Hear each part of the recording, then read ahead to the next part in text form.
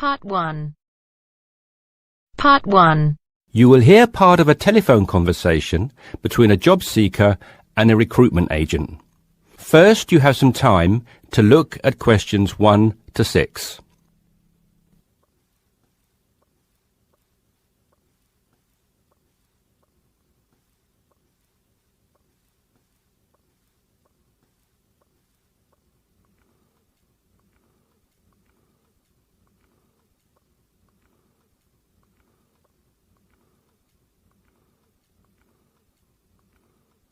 You should answer the questions as you listen because you will not hear the recording a second time. Listen carefully and answer questions 1 to 6. Yes, so that's Janet Thompson. Would you like me to spell it? If you wouldn't mind, thank you. Just the surname, please. No problem. It's Thompson. Great. Now, Janet, before we go through the openings I have here in front of me, might I just take a few more details to complete your profile on my system? Of course. What would you like to know? Well, let's start with your email address, please. OK, janthompson@hort.net. I see. Is that Jan as in Jan? No, that wasn't available. I had to make do with Jann. Here, let me spell it for you again, just to be sure. JANNTHOMPSON@hort.net. Much obliged. And could I ask, do you have your referee details to hand? Yes, what do you need? I need one work reference and one character reference from a friend or colleague. OK, for a work reference, there's Jane Foote. She's my former boss at Bermuda Girls' School, head of English. OK. My personal referee is Monica Carbody. Mon and I have been best friends since we met in Bermuda in 1991, when she was Deputy Head of English under Mrs. Foote. Perfect. And you mentioned, of course, that you're an English teacher, but are there any additional subjects you're qualified to teach? Yes, I have a diploma in special needs, and I can also do history to GCSE level. Very good. Before listening to the rest of the conversation, you have some time to look at questions 7 to 10.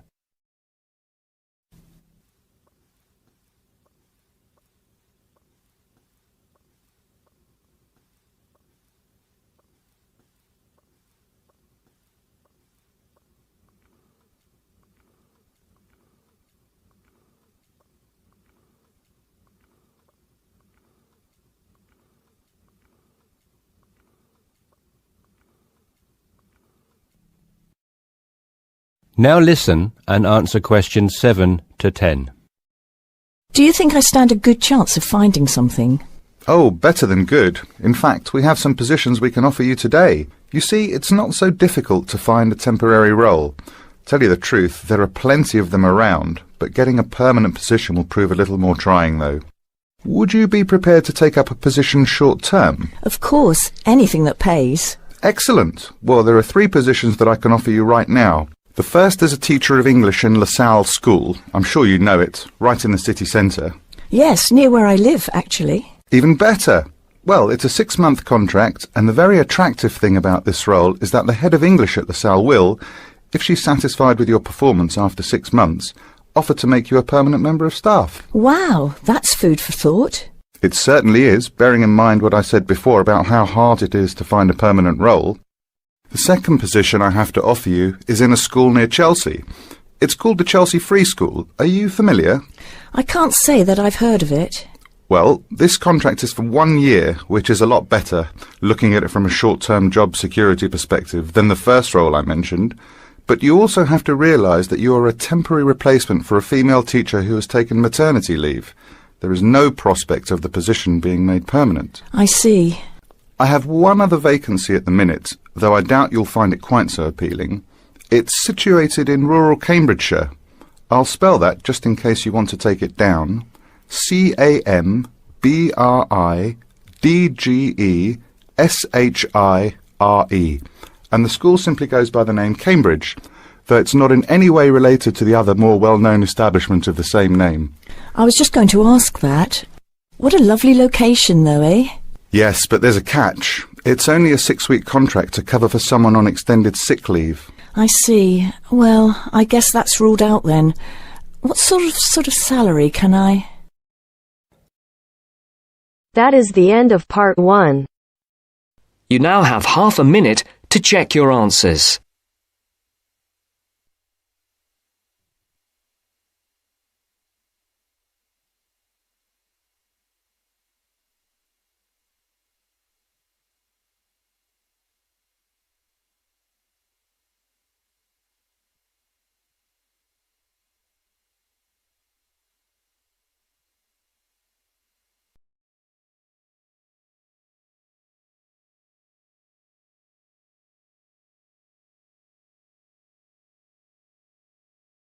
Now turns to part 2.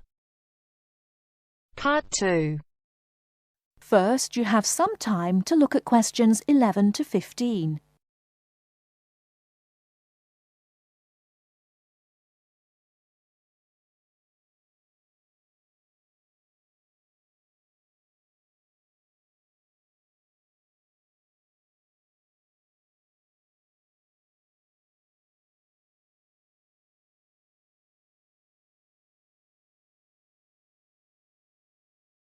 Now, listen carefully and answer questions 11 to 15.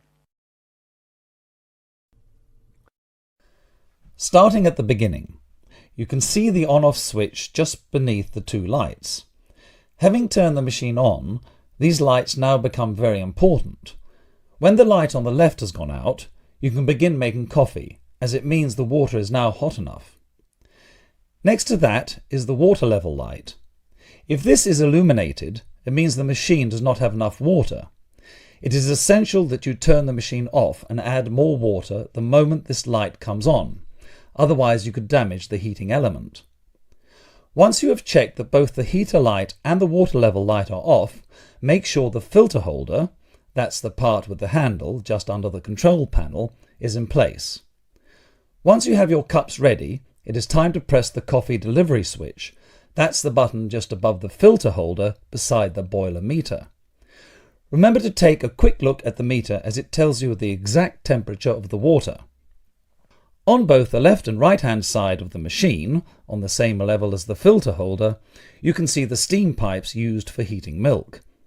These steam taps need to be cleaned regularly to avoid blocking. And finally, if you do spill any coffee, don't worry. Just make sure that the drainage pipe at the bottom of the machine is leading into a sink or a suitable waste container. As with the steam taps, the drainage pipe needs regular cleaning.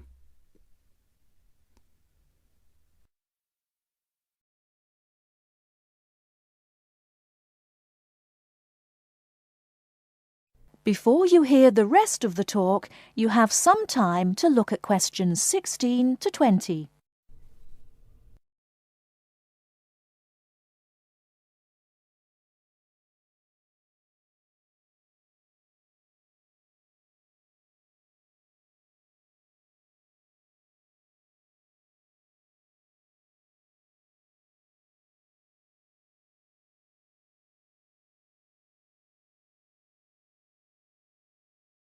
Now listen and answer questions 16 to 20.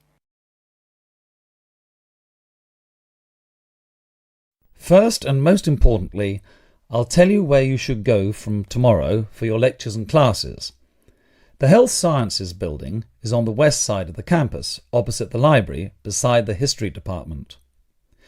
As you are probably aware, there are 6 modules to the course, which will take a year to complete. That's 2 modules each term.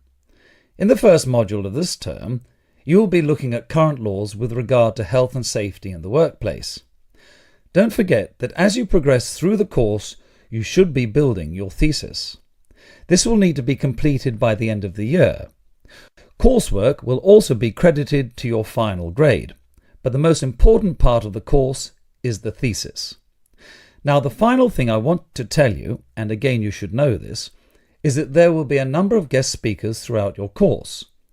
They will come from a number of different medical backgrounds, but they will all be giving you their views on the relevance of health sciences in their occupations.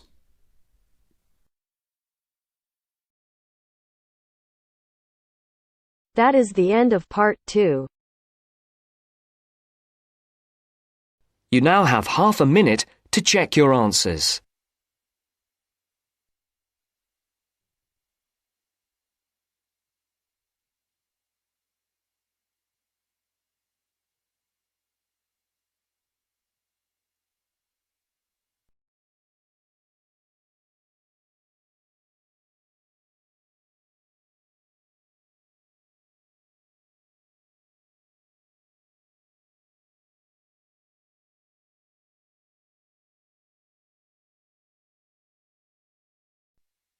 Now turns to Part 3. Part 3. You will hear two business studies students, Evelyn and Mark, preparing for a seminar presentation. Before you hear the conversation, you have some time to look at questions 21 to 25.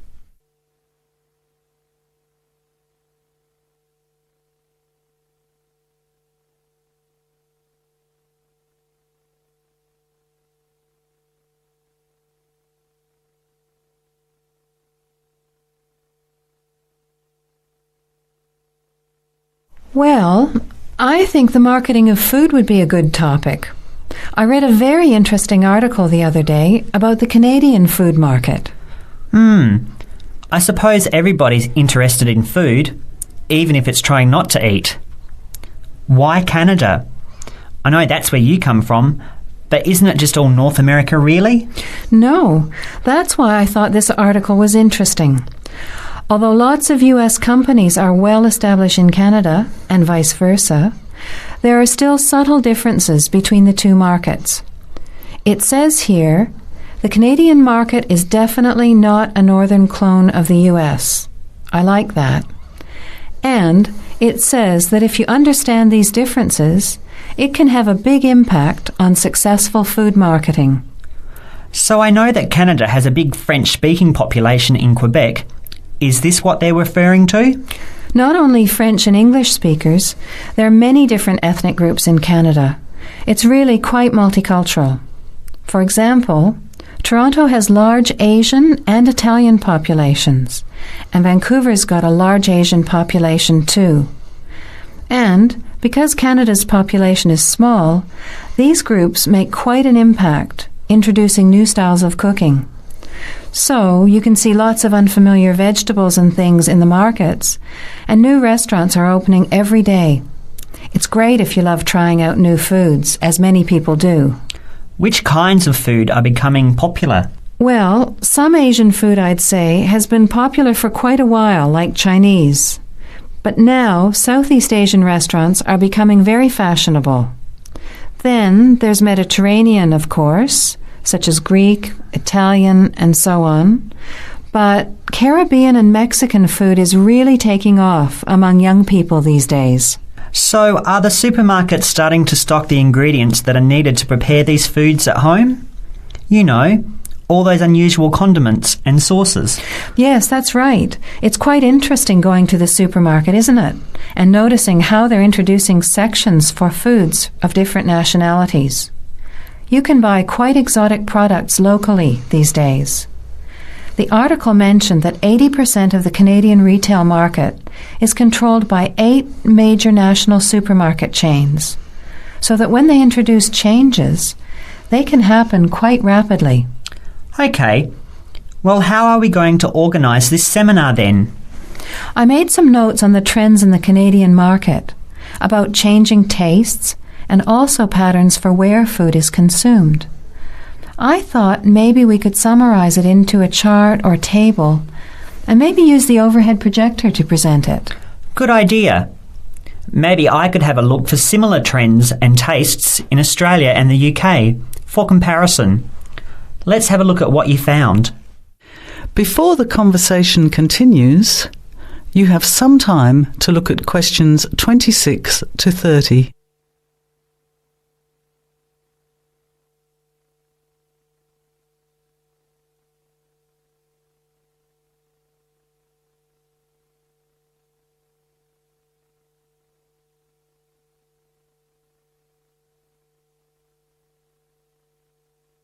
Now, as the conversation continues, answer questions 26 to 30.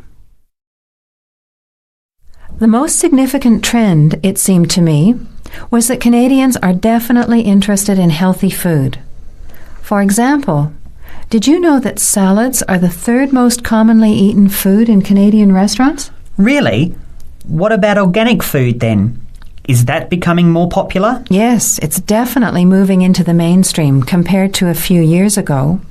And a recent survey showed that 4 out of 5 shoppers said that they check the fat and nutritional information on the packet when they're deciding what to buy.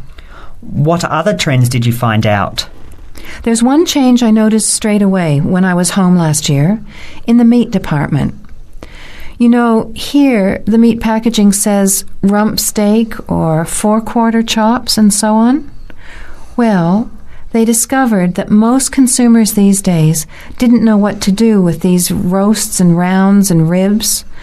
So the government approved a new naming system for cuts of meat, which is related to the required cooking technique. What a good idea. I've never really understood the difference between sirloin, rump, round and all those names. So how many new categories are there? 8. There are 3 kinds of steak, for grilling, for marinating and for simmering. And then there's what they call quick-serve beef, for stir-fries, I suppose. And premium oven roast, pot roast and stewing beef. It's a great idea, isn't it? I hope it catches on here. I agree. Any other trends that you thought were significant? Well, what's really interesting is what the article called mobile meals. In other words, more and more Canadians are eating meals away from home, but not just eating more junk food. They're projecting a 40% increase in snack food sales over the next 3 years, and the growth is coming from healthy snacks. You know, the ones that have less cholesterol and fat, such as muesli bars, health food bars, and those types of products. Apparently, in the food marketing jargon, they're called nutritious portable foods, which means healthy snacks. The other major trend is that young people are doing more of the food shopping these days, so marketing has to be aimed more at them, as well as more conventionally at the mother. Thanks, Evelyn. I think we'll have an interesting discussion about these trends and the comparisons with other English-speaking countries. I'll see if I can get some information about them to compare with yours, and meet you on Friday to put it together. See you then. Bye. That is the end of part 3. You now have half a minute to check your answers.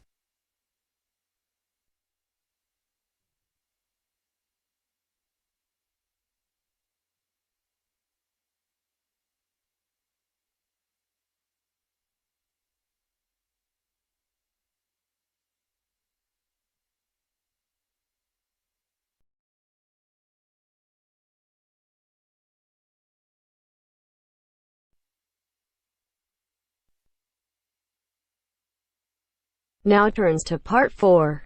Part 4. You will hear a talk on seasonal affective disorder. First, you have some time to look at questions 31 to 40.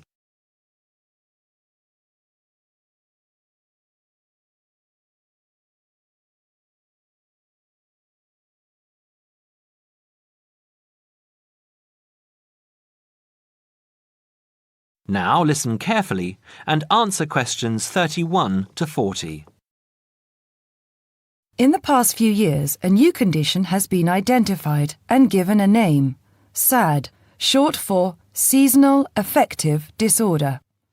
This is now recognized as a distinct kind of clinical depression, where people become depressed at the onset of winter, accompanied by a craving for sweet things, causing weight gain. Each spring and summer would then bring on almost maniacal highs and feelings of boundless energy and happiness. Experiments to combat this depression showed that increased exposure to bright light in humans could suppress their production of a darkness-related hormone called melatonin. The light needed to induce this change was about 2,000 lux, or about 4 times brighter than ordinary household lighting. It was then calculated that if bright light could suppress melatonin secretion, then it might have other effects on the brain, including the reversal of symptoms of depression. While melatonin's precise role in SAD has not been pinned down, the theory led to effective treatment. Not surprisingly, SAD affects more people where winter nights are longer and days shorter. In the UK, an estimated 500,000 adults develop full-blown SAD in winter, and twice this number suffer the milder condition called subsyndromal SAD. About 80% of sufferers improve when given light therapy, and improvement usually comes within 2 to 4 days.